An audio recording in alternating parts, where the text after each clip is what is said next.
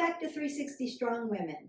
Today's not necessarily a workout, but it is a PSA on if I sit a lot through the day, how can I stretch out? What are some movements that I can do to make sure that I'm not so stiff from sitting? So the first information I want to post out to you is that every 30 get 3. And this is going to help you to not be so stiff through the day. If you are a sedentary worker or you have to work in an office where you sit the majority of the day. What's every 30 get 3? Every 30 get 3 is a formula that you can use. Every 30 minutes, get 3 minutes of movement. So you're going to stand up out of your chair. You're going to take in some big oxygen. You might do a side body stretch, lengthen through the spine, go the other way, and then begin to do some movements. Now you can take 3 minutes to go for a walk, or you can just do some office stretches. You can move your body dynamically side to side just to get some oxygenated blood through your body so that you're ready to go again. What's that going to do? One, it's going to help your muscles feed oxygen to it so that they don't get so stiff. 2, it's going to open up your frame so that you can help your body systems to work better. And you're not going to get so locked up, particularly in the low back and in the glutes and in the hamstrings. You're going to be able to elongate them, especially if you're putting some movements into your body. You're going to feel better mentally because you're going to have fresh eyes on something else, oxygen getting into the brain, and then you'll be able to focus again, but also muscular and skeletal movement. Every 30 get 3, that's going to allow you to feel better through the day. Maybe not be so lethargic. Avoiding this shoulder dump, which is going to put all the pressure back here. And then your cervical spine is also pushing your head this way. And we want to do everything we can to have an elongated spine, space between it, and fix that frame. I would use that formula every 30 get 3. You could set your watch, you can set an alarm, and just get up and do some movement. Now, if you haven't already, hit our button, like, subscribe, and share. I do have a video for office stretches, so you could do them from your chair and do some movement. I'm going to show you today some different movements that you can use after sitting for a while. I want you to take it nice and slow. I'm just going to go through them. We are going to be doing some on our mat, on the floor, but the first one I want to do is a squat, a hip hinge, a yogi squat. For some of you have very tight hip flexors, a very tight back, or tight hamstrings and glutes. It's going to take a little bit of time to stretch out those muscles before you get into these positions. If you are already pretty flexible, you move a lot through the day, but what else can you do? This would be for you to just dive into the sequence. And I want you to be super cognitive of where you're putting your apple under your chin so your head always stays above your heart, what your shoulders are doing. Are they dumping forward? Are they coming back? Are you having to tilt them because your hips won't get into place? Also consider, are you hip width, or do you need to take your stance a little wider so that it leaves space for your hips? So those are kinds of things you want to think about while you're doing these movements. And the first thing that I want to do is push my hip flexor back, right, and give it a little stretch. You may feel that up into the gluteal, but you're just elongating, extending your hip flexor, right? So that's the first thing we want to do. Work around the hip when we're thinking about squats, when we're thinking about sedentary movement. You really feel it around in your hips, in your low back. And then I want to put flexion into it and rotate. Right, so I'm going to circle it around. External, internal, external, internal, external. So it's just a little circle. Does it have to be this high, Beth? No, it doesn't have to be this high. Just has to be in a movement. So you could take it this way, right? So if you're like, my hip doesn't come up that high, small, and work up to it, no problem. So now that we have a little fluidity in our hips, we're moving it around. So pushing them back, and then rocking it around and rocking it around. Now, you may also want to do a little side body and stretch out those obliques. Notice that I'm keeping my head above my heart. Then I'm going to roll my shoulders back. I may need to hip hinge, right? Notice how flat my back is. I'm not rounding and dumping. Nice and flat. And then stand back up. Feet are stable. My ankle is my mover. My knees are stable.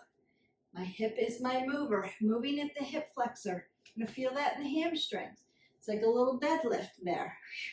Not bending my knees, but I'm keeping the joint nice and soft. I'm not locking them out. I want oxygen coming in. I'm also keeping my head above my heart so that I don't get dizzy. Beautiful. All right, so here's the movement that I want you to practice. The first thing I want you to do is you're going to get out of your chair. So if you have a chair, you're going to stand up. And then I'm going to bring my arms up nice and tall. I might want to reach. So they got a little bit more fluid in my spine. I'm putting space in between my vertebrae. Then I'm going to start to squat. Now notice that I'm not bending over.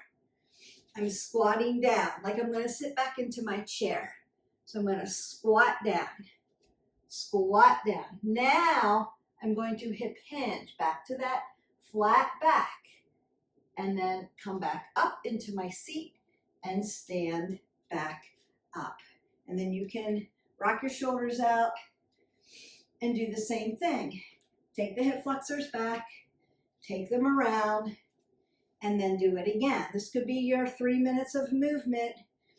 Up and tall, sit in your chair. Then I'm going to hinge forward. Apple under the chin, flat back. I'm going to come back to my chair and stand back up. Then I could tap, tap around the shoulder, around the upper back. Take my hip flexors back, rock them around, and do that one more time. Stand up out of the chair, sit down, squat, hip hinge, flat back, squat back down, and then stand back up. So you can do that for 30 seconds. You could do 5 to 15 reps. If you're just starting out, it might just be, I'm going to sit down with my arms up and stand back up. That may be enough. Or I'm going to practice flat back and stand back up. Right? And then put that combination together. So meet yourself where you are, and then eventually you're going to get to that. The next one I want to do is a yogi squat. And then I'm going to put that all together, and I'm going to stretch you down on the mat. So yogi squat, meaning my feet are coming out right, left sides. And I'm going to sit down into it. So nice and deep. And notice how I move my hips around to get there. And then I want to sit up nice and tall. Beautiful. So while I sit here, and then I'm going to rock side, center, side, center, side, center, side, center, side, center, side, center. One more, side, center, side, center. Then I'm going to lift my hips, bring my feet to 12 o'clock. Now I'm back in this flat back. I'm going to rise up and stand up. Woo! You're going to feel that all around your hips and into that QL and into that lower lumbar, that L1 through 5. That's where all the pressure goes when you sit all day. So we want to elongate the spine and then practice sitting down, hip hinging, flat back, sitting up, yogi squat, side to side, open up. Try to sit nice and tall And then move those toes, flat back, sit up, stand up, and you're ready to go. That's going to help your hip flexors. And then again, you can end by shifting them back, and then flexion, moving them around, external rotation. That feels good. All right, couple more stretches to stretch that out. Now that we know the moving sequence, quickly I wanted to teach it to you. Get a lot of questions about, I sit all day. What can I do to help strengthen around the hip, move, and help my low back, my hips, my glutes, my hip flexors feel better? That's one of the moving sequences you can use to help you strengthen, have flexibility, and have that movement and help you with that. So go ahead and meet me on the mat and I'll show you how to stretch out a little bit more. Welcome down on the mat. So what we want to do is a version of a supine twist, and I'm going to show you a couple different ways. If you're just starting out with me, welcome to the tribe. There are all kinds of things that we work on, all of our wellness pillars, so to speak. But if movement and flexibility are one of them, this is for you to learn. And I have addressed all the joints in movement. I've addressed strength training, cardio, flexibility, balance. You can find it all here. I like to break down these little videos too. There are workouts that you can go plug in, hit one, you work out. But I also want to be a teacher in how do I fix certain things that hurt me all the time. All right, so we're going to lay down in a supine position. So that means what? On the spine. So I'm going to lay all the way down. Now I'm doing this on an angle so that you can see me a little better. I want to have an apple under my chin. I want my low back to be supported in the mat. And then I'm going to take my arms out to a T. The whole of the goal here, keep my shoulders on the ground. So the first thing I'm going to do is bend both legs, and then I'm going to stack my hips. Simple supine twist. That's going to stretch out all of those muscles that I have been sitting on.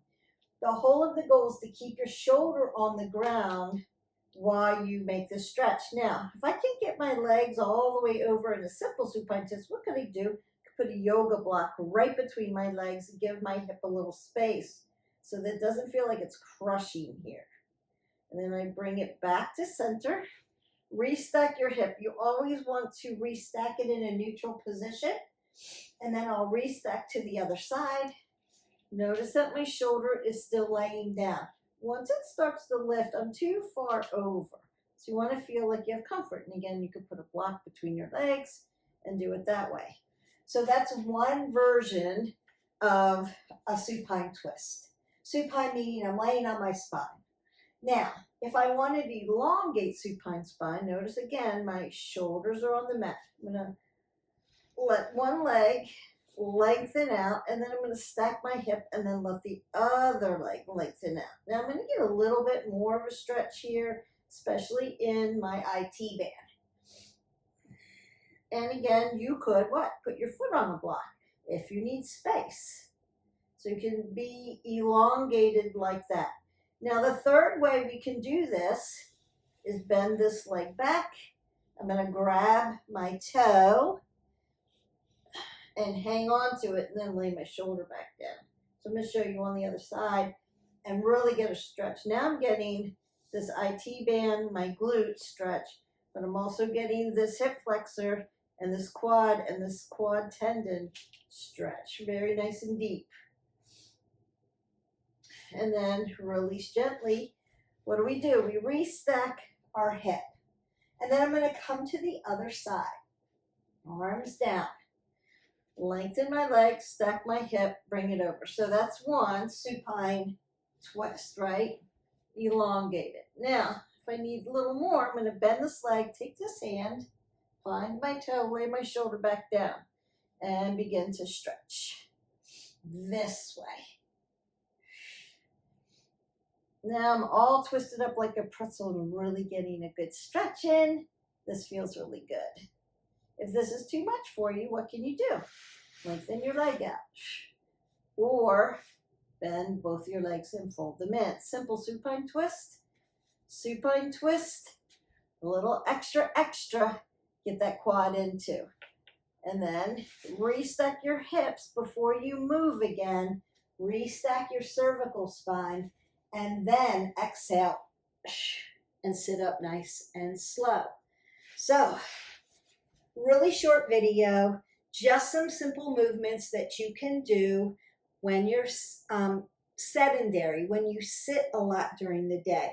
If you need to follow a program that helps you remind yourself, right, to move, you get caught up in work. But if you set your watch or set a little alarm to say every 30 minutes, I'm going to get 3 minutes of movement, and then set your timer and then begin to move. You can go through this sequence that I've just taught you along with the supine twist. Now, if you can't do that one in your office, you can wait till you get home or stretch before you go in the morning. Supine twisting out. It's going to really help rinse out the spine and help get things going for the day.